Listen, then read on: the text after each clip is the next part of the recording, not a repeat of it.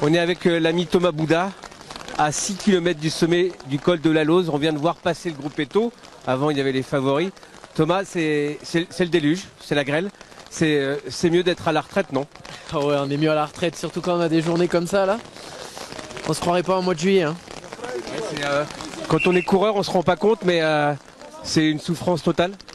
Bah là, sur une journée comme ça, ouais, avec des gros cols à passer, ils finissent avec une bonne pluie, même un petit peu de grêle. C'est pas une journée de plaisir pour le groupe Eto là. Même pour les leaders, c'est des grosses journées, ça fatigue. Vous connaissez vos talents de grimpeur, c'est le genre d'étape que vous kiffiez. Hein. J'étais plutôt descendeur et maintenant je suis descendeur aussi, mais dans un autre registre. Mais voilà, la montagne c'était pas mon point fort. Et quand on voit les mecs qui souffrent comme ça, je me dis que je suis bien sous un parapluie. C'est les cadors.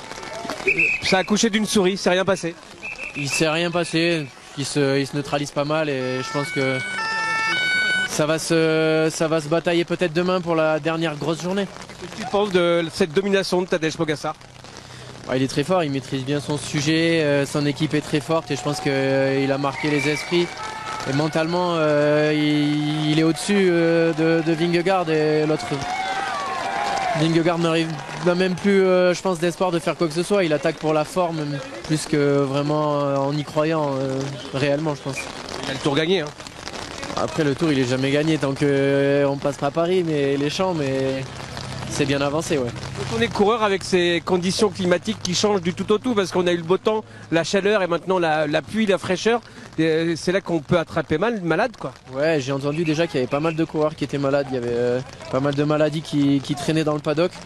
Ils ont quand même eu des conditions compliquées dans les Pyrénées, notamment l'étape du Tourmalet, donc ça laisse des traces. Tous les coureurs sont hyper affûtés, donc dès qu'il y a un peu d'humidité, de froid, ça pardonne pas. Hein. Un dernier mot quand même sur votre retraite, comment ça se passe? Très bien, une nouvelle vie. Viticulteur maintenant, donc plus rien à voir avec le vélo, mais je prends plaisir à revenir sur le tour et dans ce milieu et revoir des anciennes connaissances. Merci Thomas.